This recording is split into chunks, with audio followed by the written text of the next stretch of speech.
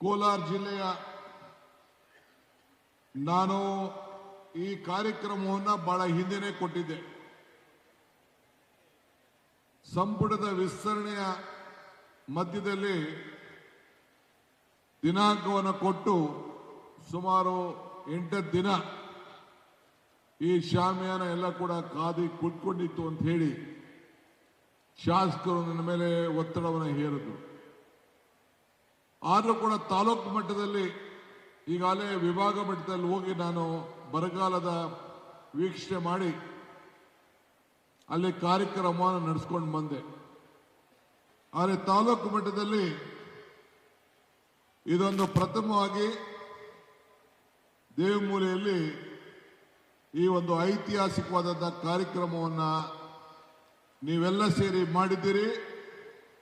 ನಂಜೇಗೌಡರ ಮುಖಂಡತ್ವದಲ್ಲಿ ಏನು ಈ ಕಾರ್ಯಕ್ರಮ ನಡೆದಿದೆ, ನಿಮ್ಮೆಲ್ಲರೂ ಕೂಡ ನನ್ನ ಕೋಟಿ ನಮಸ್ಕಾರಗಳನ್ನು ಅರ್ಪಿಸಲಿಕ್ಕೆ ನಾನು ಬಯಸ್ತಾ ಇದ್ದೇನೆ. ಈ ಜಿಲ್ಲೆ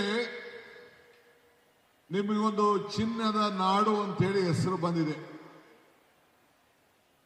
ದೇಶದ ಹೆಮ್ಮೆಯ ಪುತ್ರ ಸರ್ ಎಂ ವಿಶ್ವೇಶ್ವರಯ್ಯನವರು ಜನ್ಮ ಕೊಟ್ಟಂತ ಭೂಮಿ. ನಮ್ಮ ಸಾಹಿತ್ಯ ಕ್ಷೇತ್ರಕ್ಕೆ ಇವತ್ತು DVಜಿಯವರು ಹುಟ್ಟಿದಂತ ನಾಡಿದು. ಕರ್ನಾಟಕದ ಮೊದಲ ಮುಖ್ಯಮಂತ್ರಿ KC ರೆಡ್ಡಿಯವರನ್ನ ನೀಡಿದಂತ ಒಂದು ಪವಿತ್ರವಾದಂಥ ಜಿಲ್ಲೆ. ಇಂಥ ಕೋಲೂರಿನ ಮಾರುವಂತ ಜನರಿಗೆ ನಾನು ಬಂದು ನಿಮ್ಮನ್ನೆಲ್ಲ ಉದ್ದೇಶಿಸಿ ಮಾತಾಡ್ತಾ ಇರೋದೇ ಒಂದು ನನ್ನ ಭಾಗ್ಯ. ಅಧಿಕಾರ ಶಕ್ತಿಯ ಒಂದು ಸಂಕೇತವಲ್ಲ, ಅದು ಜವಾಬ್ದಾರಿಯ ಸಂಕೇತ ಅಂತ ಹೇಳಿ ನಾನು ಅರಿದಿದ್ದೇನೆ. ಇವತ್ತು ಈ ರಾಜ್ಯದಲ್ಲಿ ನಿಮ್ಮೆಲ್ಲರ ಆಶೀರ್ವಾದದಿಂದ ನನಗೆ ಮತ್ತು ನಮ್ಮ ನಾಯಕರಾದಂತಹ ಸಿದ್ದರಾಮಯ್ಯನವರಿಗೆ ಈ ರಾಜ್ಯವನ್ನ ಮುಂದೂಡಲು ತಾವೆಲ್ಲ ಅವಕಾಶವನ್ನ ಮಾಡಿಕೊಟ್ಟಿದ್ದೀರಿ. ಅಧಿಕಾರ ಇದು ನಾನು ಸಿಂಹಾಸನ ಅಂತ ಹೇಳಿ ಯಾವತ್ತೂ ಕೂಡ ನಾನು ಅನ್ಕೊಂಡಿಲ್ಲ. ಇದು ಜನರ ಸೇವೆಗೆ ಸಿಕ್ಕಿರಂತ ಒಂದು ದೊಡ್ಡ ಅವಕಾಶ. ಮೂರ್ತಿಗೆ ಬೆಲೆ ಕಟ್ಟಬಹುದು, ಆದರೆ ದೇವರಿಗೆ ಬೆಲೆ ಕಟ್ಟಲಿಕ್ಕೆ ಸಾಧ್ಯ ಇಲ್ಲ. ಇವತ್ತು ಪ್ರಜಾಪ್ರಭುತ್ವದ ವ್ಯವಸ್ಥೆಯಲ್ಲಿ ಜನರೇ ದೇವರು. ನಮಗೆ ನಿಮ್ಮನ್ನ ದೇವರ ಮನೋಭಾವದಿಂದ ಯಾವ ಕೆಟ್ಟ ಮನಸ್ಸಿಲ್ಲದೆ ನಮಗೆ ಆಶೀರ್ವಾದವನ್ನು ಮಾಡಿ ನಿಮ್ಮ ಸೇವೆಯನ್ನು ಮಾಡಲಿಕ್ಕೆ ಒಂದು ಅವಕಾಶವನ್ನು ಮಾಡಿಕೊಟ್ಟಿದ್ದೀವಿ. ಇವತ್ತು ನನಗೆ ಈ ಒಂದು ಪವಿತ್ರವಾದಂತಹ ಕಾರ್ಯಕ್ರಮ ನೋಡಿದ್ರೆ ನಂಜೇಗೌಡರ ಸಂಘಟನೆಯ ಶಕ್ತಿ, ನಿಮ್ಮೆಲ್ಲರ ಆಶೀರ್ವಾದ ಇವೆಲ್ಲ ನೋಡಿದ್ರೆ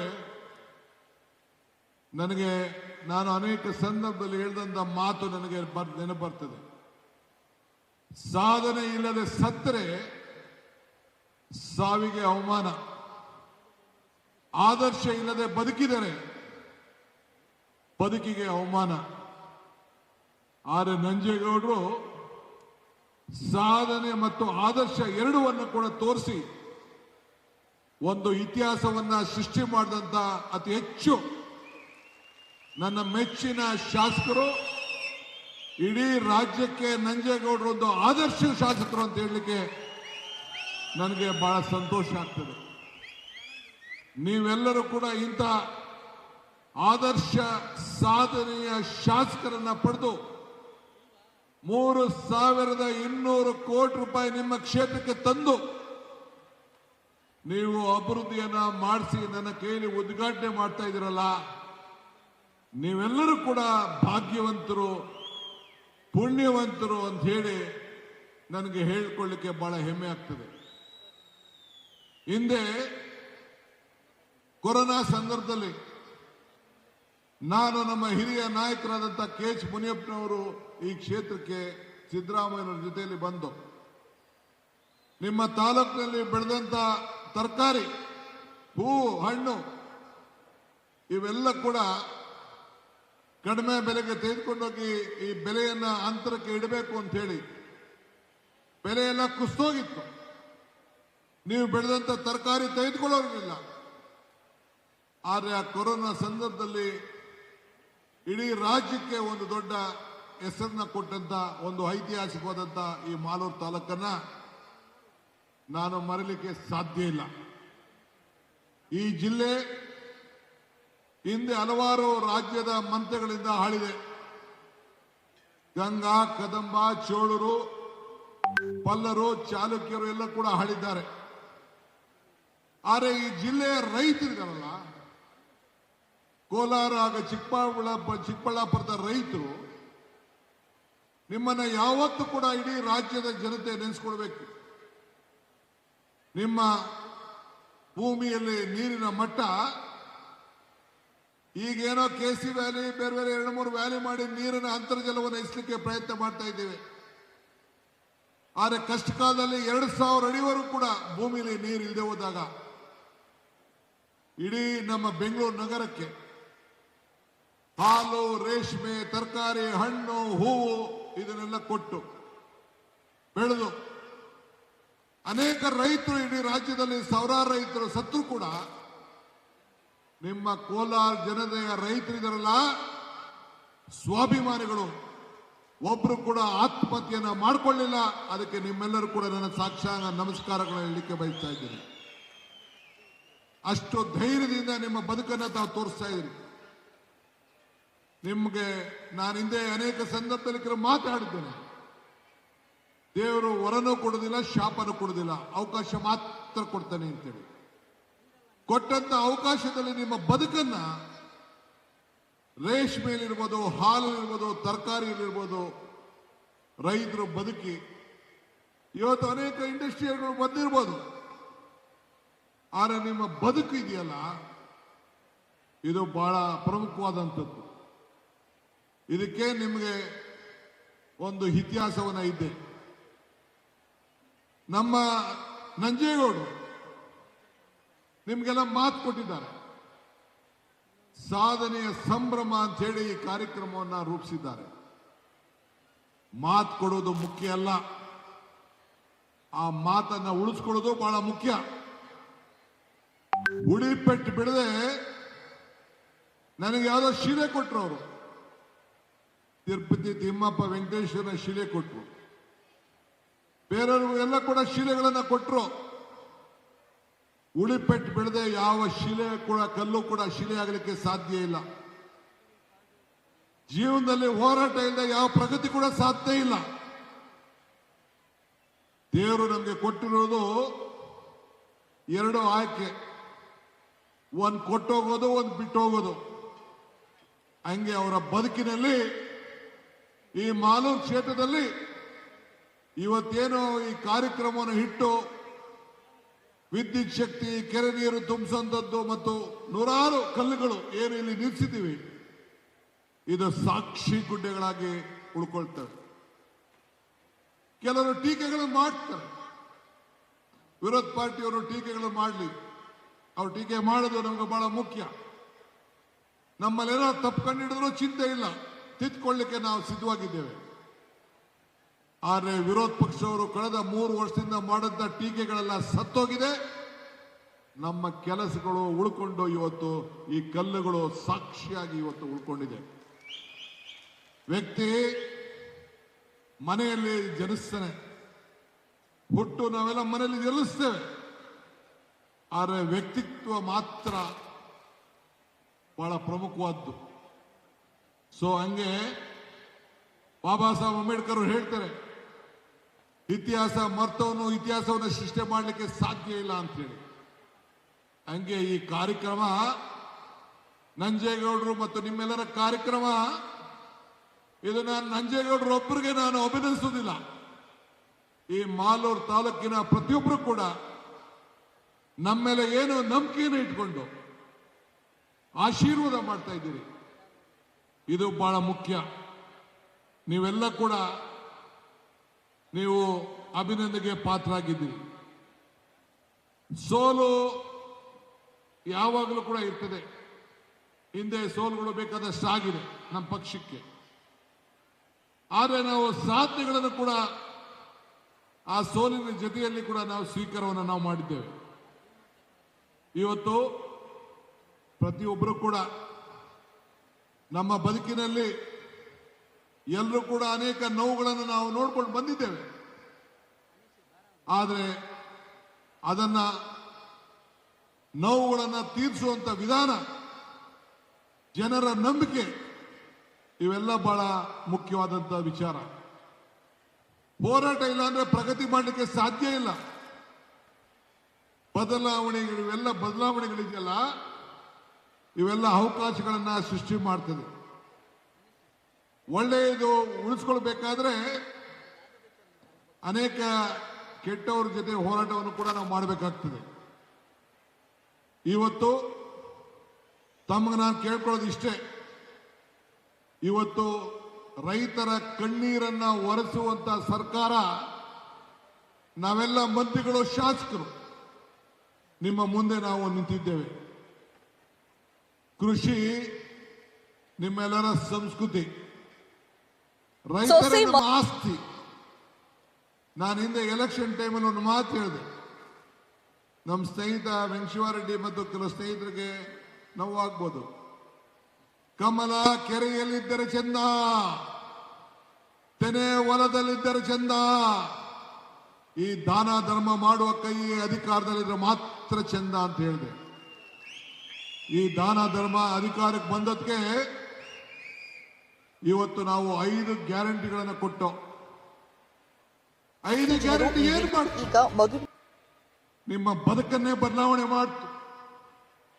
1,60,00,000 ಜನರಿಗೆ ಮನೆಯಲ್ಲಿ ಉಚಿತವಾಗಿ ಬೆಳಕನ್ನ ಹಚ್ಚಿಸ್ತಾ ಇದ್ದೇವೆ.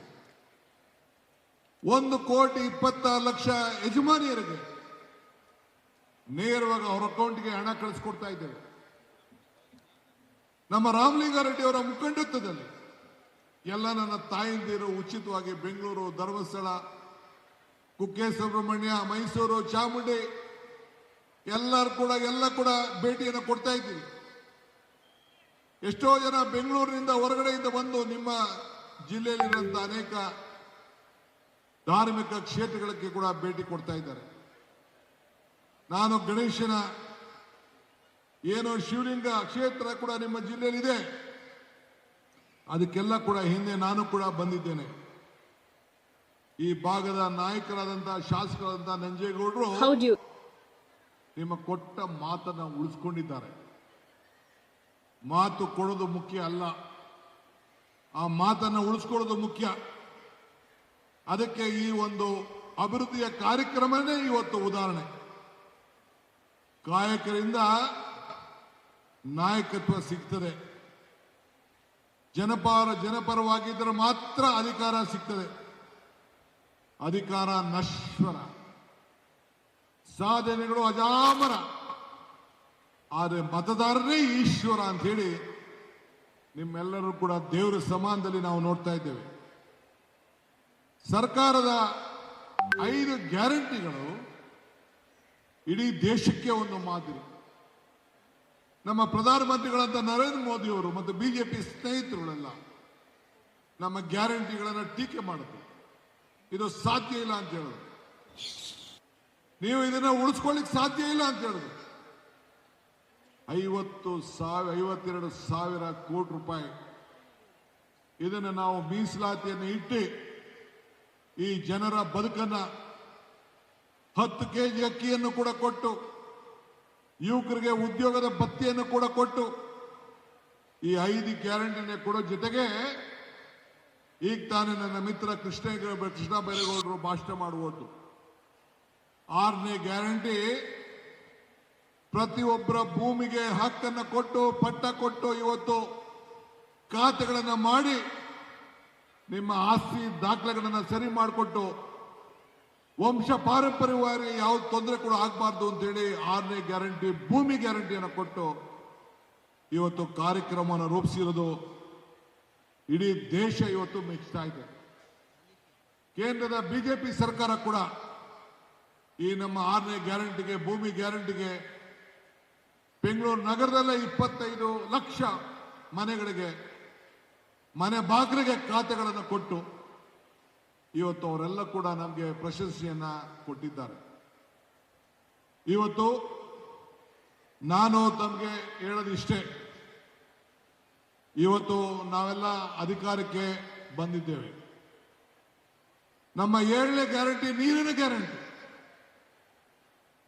ಇವತ್ತು ಜನತಾದಳದ ಅಧ್ಯಕ್ಷರು ಆಡ್ಕೊಳ್ತಾ ಇದ್ರು, ನಮ್ಮ ಏನು ಎತ್ತಿನೊಳೆ ಯೋಜನೆ ಇದೆಯಲ್ಲ ಇದು ಸಾಧ್ಯ ಇಲ್ಲ ಅಂತೇಳಿ. ಕಷ್ಟವಾದದ್ದು, ಯಾವುದೋ ಸುಲಭ ಅಲ್ಲ, ಒಪ್ಕೊಳ್ತೀನಿ ನಾನು. ಆದರೆ ಪ್ರಯತ್ನ ಮಾಡಬೇಕಲ್ಲ. ಇವತ್ತು ನೀರನ್ನು ನಾವು ಏನು ಪಶ್ಚಿಮ ಘಟ್ಟದಿಂದ ಏನು ಹಾಸನ ಜಿಲ್ಲೆಯ ಮಂಗಳೂರು ಭಾಗದಿಂದ ಇವತ್ತು ಆ ನೀರನ್ನು ತಂದು ಕೋಲಾರ ಚಿಕ್ಕಬಳ್ಳಾಪುರಕ್ಕೆ ಕೆರೆಗಳನ್ನು ತುಂಬಿಸಬೇಕು ಅಂತೇಳಿ ಈಗಾಗಲೇ ನಾನು ತುಮಕೂರವರೆಗೂ ಕೂಡ ನೀರನ್ನು ತಗಲಿಕ್ಕೆ ಎಲ್ಲ ಪ್ರಯತ್ನವನ್ನು ಮಾಡಿದ್ದೇವೆ. ಈಗಾಗಲೇ ಕೆಸಿ ವ್ಯಾಲಿ ಇವೆಲ್ಲ ಕೂಡ ಆಗಿ ಸುಮಾರು 104 ಕೆರೆಗಳನ್ನು ಈಗಾಗಲೇ ಈ ಜಿಲ್ಲೆಯಲ್ಲಿ ತುಂಬಿಸಿದ್ದೇವೆ. ಎತ್ತಿನ ಹೊಳೆಯಲ್ಲೂ ಕೂಡ ಈ ಕಾರ್ಯಕ್ರಮವನ್ನು 27 ಒಳಗಡೆ ಕೂಡ ಈಗಾಗಲೇ ಈ ಕಾರ್ಯಕ್ರಮವನ್ನು ಮುಗಿಸ್ಬಿಡಬೇಕು ಅಂತೇಳಿ ಈಗಾಗಲೇ ಸಂಕಲ್ಪವನ್ನು ಕೂಡ ಇವತ್ತಾಗಲೇ ನಾವು ಮಾಡಿದ್ದೇವೆ. ಆದ್ರಿಂದ HN ವ್ಯಾಲಿ ಇಲ್ಲಿ ಭದ್ರವಾಗಿರಬೇಕು ಅಂತೇಳಿ ಈ ಕಾರ್ಯಕ್ರಮನ ರೂಪಿಸ್ಕೊಂಡು ಬಂದಿದ್ದೇವೆ. ಈಗ SIR ಕೂಡ ಬಂದಿದೆ. ಮತ ನೀವು ಕಾಪಾಡಿಕೊಳ್ಬೇಕು. ನಿಮ್ಮ ಮತವನ್ನು ಉಳಿಸ್ಕೊಳ್ಳಿಲ್ಲ ಅಂದ್ರೆ ನಿಮಗೆ ಅನೇಕ ಯೋಜನೆಗಳಿಗೆ ತೊಂದರೆ ಆಗ್ತಿದೆ. ಇವತ್ತು ನಿಮ್ಮ ಮತ ನಿಮ್ಮ ಹಕ್ಕು, ನಿಮ್ಮ ಹಕ್ಕನ್ನು ಉಳಿಸ್ಕೊಳ್ಬೇಕು. ಆದ್ರಿಂದ 1 ಕೋಟಿಗೂ ಹೆಚ್ಚು ಮತದಾರ ಹೆಸರನ್ನ ಪಟ್ಟಿಯಿಂದ ಮುಂದಕ್ಕೆ ಸದ್ಯದಲ್ಲೇ ಕರಡು ಪತ್ರವನ್ನು ಬರ್ತಾರೆ.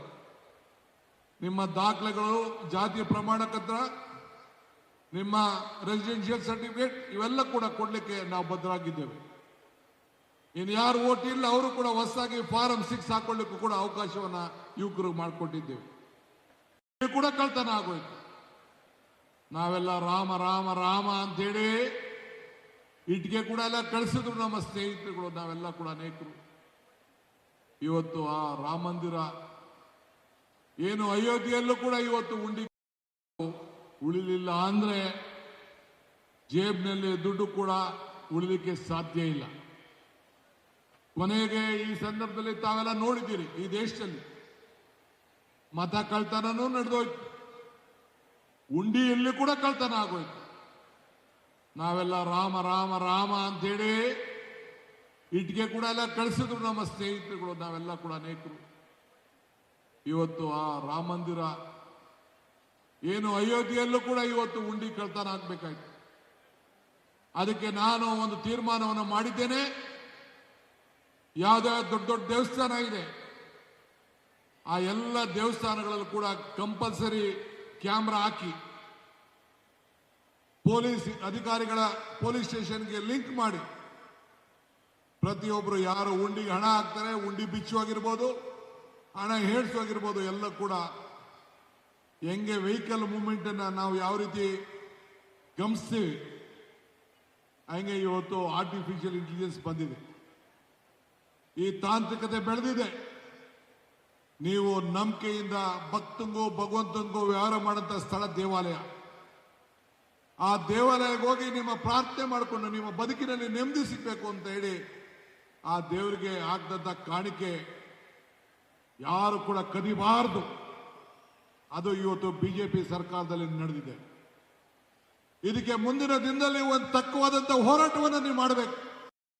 ಕೂಡ ಭಾರತ್ ಜೋಡೋ ಯುವಕ ಸಂಘ ಅಂತ ಹೇಳಿ ಹೊಸದಾಗಿ ಪ್ರಾರ್ಥನೆ ಮಾಡಿ ಅವರಿಗೆ ಸಂಪರ್ಕ ಸರಿಯಾದ ರೀತಿ ನ್ಯಾಯವನ್ನು ಒದಗಿಸ್ಕೊಡ್ಬೇಕು ಅಂತೇಳಿ ನಮ್ಮ ಕಾರ್ಯಕರ್ತರಿಗೆ ಆ ಗ್ಯಾರಂಟಿ ಸಮಿತಿಯ ಸದಸ್ಯರಾಗಿ ಒಂದು ಪಂಚಾಯತಿಗೆ 6 ಜನ ಗ್ಯಾರಂಟಿ, ಅದರಲ್ಲಿ 2 ಹೆಣ್ಮಕ್ಳು, ಹಿಂದುಳಿದವರು, ಅಲ್ಪಸಂಖ್ಯಾತರು ಎಲ್ಲ ಕೂಡ ಇರಬೇಕು ಅಂತೇಳಿ ಈಗಾಗಲೇ ನಾನು ತೀರ್ಮಾನವನ್ನು ಕೂಡ ನಾನು ಮಾಡಿದ್ದೇನೆ. ಹಂಗೆ ಇವತ್ತು ಹತ್ತಾರು ಕಾರ್ಯಕ್ರಮವನ್ನು ಇವತ್ತು ಇಟ್ಕೊಂಡಿದ್ದೇವೆ. ಇದ್ರ ಜೊತೆಗೆ ವಿಶೇಷವಾಗಿ ಖಾಸಗಿಯಲ್ಲಿ ಉದ್ಯೋಗವನ್ನು ಕೊಡಿಸ್ಬೇಕು ಅಂತೇಳಿ ಉದ್ಯೋಗವನ್ನು ಒಂದು ಪ್ರೈವೇಟ್ ಎಕ್ಸ್ಚೇಂಜ್ ಸರ್ಕಾರ ಭಾಗಿಯಾಗುವುದಿಲ್ಲ. ಆದರೆ ಯಾರು ಉದ್ಯಮಿ ಉದ್ಯೋಗ ಬೇಕು, ಈಗ ನಿಮ್ಮ ತಾಲೂಕಲ್ಲಿ ಯಾರಿಗಾರು ಉದ್ಯೋಗ ಬೇಕು ಅಂತ ಏನು ಅಡ್ವರ್ಟೈಸ್ಮೆಂಟ್ ಕೊಡಬೇಕಾದಿಲ್ಲ. ನೀವು ಯಾರ್ಯಾರು ಉದ್ಯೋಗ ಬಯಸ್ತೀರಿ ಅದಕ್ಕೆ ಪೋರ್ಟಲ್ಗೆ ಅರ್ಜಿ ಹಾಕುವಂಥದ್ದು, ಅದರಲ್ಲಿ ಅವನು ಆಯ್ಕೆ ಮಾಡ್ಕೊಳ್ಳುವಂಥದ್ದು. ಯಾರಿಗೆ ಕೌಶಲ್ಯ ಇಲ್ಲ ಆ ಕೌಶಲ್ಯನೂ ಕೂಡ ಸರ್ಕಾರ ತಯಾರು ಮಾಡಿ ಕೊಟ್ಟು ಅವ್ರು ಈ ಬೆಂಗಳೂರಿಗೆ ಏನು ವಲಸೆ ಹೋಗ್ತಾ ಇದ್ರಲ್ಲ ಆ ವಲಸೆ ಹೋಗೋದನ್ನು ತಪ್ಪಿಸ್ಬೇಕು ಅಂತೇಳಿ ಇಂಥ ಕಾರ್ಯಕ್ರಮವನ್ನು ನಾವು ರೂಪಿಸಿದ್ದೇವೆ. 70,000 ಹುದ್ದೆಗಳನ್ನು ಭರ್ತಿ ಮಾಡಲು ಈಗಾಗಲೇ ಕಾರ್ಯಕ್ರಮವನ್ನು ರೂಪಿಸಿದ್ದೇವೆ. ಇವತ್ತು ಶಿಕ್ಷಣ, ನೀರಾವರಿ, ಕೇಂದ್ರದ ಯೋಜನೆಗಳು, ಇವತ್ತು ನಮ್ಮ